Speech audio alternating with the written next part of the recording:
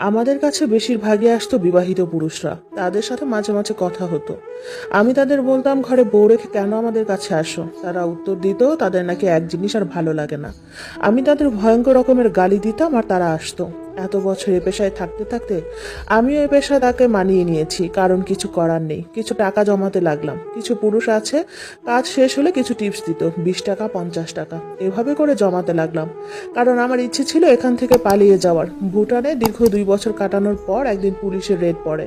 আমরা যে দালালের কাছে ছিলাম, সেই দালালের বউয়ের সাথে তাদের কোনো একটা ঝামেলার কারণে সেখানে পুলিশ নিয়ে আসে।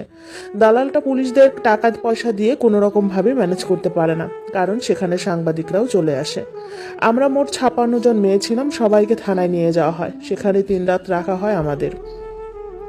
এই 3টা রাত আমাদের কাছে বিভিন্ন পুলিশরা আসতো এবং আমাদের সাথে শারীরিক সম্পর্কে যেত। 3 দিন থাকার পর এক বৌদ্ধ ধর্মীয় পুলিশের নাকি আমাকে খুব পছন্দ হয়, তাই সে আমাকে তার বাসায় নিয়ে যায়। পুলিশ ছিল আর ব্যাচেলার ছিল। আমাদের মধ্যে থেকে প্রায় 21 জন মেয়েকে বিভিন্ন পুলিশ কর্মকর্তারা তাদের সাথে নিয়ে যায়। আমাকে নিয়ে আসার পর পূজার খবর আর জানি না। সে আমার খুব ভালো বন্ধু ছিল, কিন্তু কোনো ফোন বা যোগাযোগের মাধ্যম না থাকায় আমাদের বন্ধুত্ব সেখানেই হারিয়ে যায়। আমি আজও মিস করি পূজাকে। জানি না সে কেমন আছে। পুলিশটার নাম ছিল ইনল। আমাকে তার বাসা আনার পর আমাকে তার ঘরের কাজকর্ম করতে বলতো এবং সে বাহিরে যাওয়ার সময় আমাকে বাহির থেকে তালা দিয়ে যেত। ভুটানে যাওয়ার পর আমি ভুটানের ভাষাটা শিখে যাই, এমনকি আমি নেপালীয় ভাষাটাও পারতাম। তাই কথা বলতে কোনো অসুবিধা হতো না।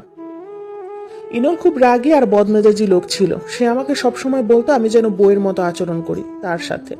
আমি চুপচাপ থাকতাম, তার সাথে খুব বেশি কথা বলতাম না। ঘরের সব কাজ করতাম আর রাত হলে নিজেকে ভোগের সামগ্রী বানাতাম। এভাবেই চলছিল জীবন। 6টা মাস কাটার পর আমি ইনলকে বললাম, এভাবে কতদিন আমাকে বন্দি করে রাখবে? আমি বের হতে চাই, বাহিরের দুনিয়াটা ঘুরে দেখতে চাই। ইনলের আমার কথায় মন গলেছে। সেদিন সে আমাকে নিয়ে বের হয়। আমি এ প্রথম ভুটান শহরটা দেখি। অথচ ভুটানে আমি আজ 2.5 বছরের মতো।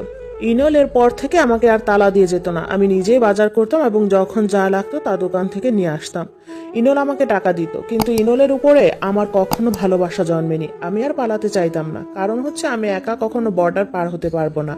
আর আমাকে একাই যুদ্ধ করতে হবে। তার জন্য মাথার উপর একটা ছাদ দরকার, একজন সাহায্যকারী দরকার। আমি মনে করতাম 1000 পুরুষের শয্যা সঙ্গী হওয়ার চেয়ে একজনের অধীনে থাকা অনেক ভালো। এর মধ্যে ইনলের বদলি হয় আর সে আমাকে নিয়ে ভুটানের অন্য শহরে চলে যায়, একটি বাসা ভাড়া নেয়। আমাকে স্ত্রী পরিচয় দেয় বাড়িওয়ালার কাছে। ইনল ছিল অনাথ একজন মানুষ। সে ছোটবেলায় তার বাবার বন্ধুর কাছে মানুষ হয়। তার বাবার বন্ধু তাকে লেখাপড়া শিখায়, আর তার বিনিময়ে ইনলের বাবার দেওয়া কিছু সম্পদ তিনি রেখে দেন।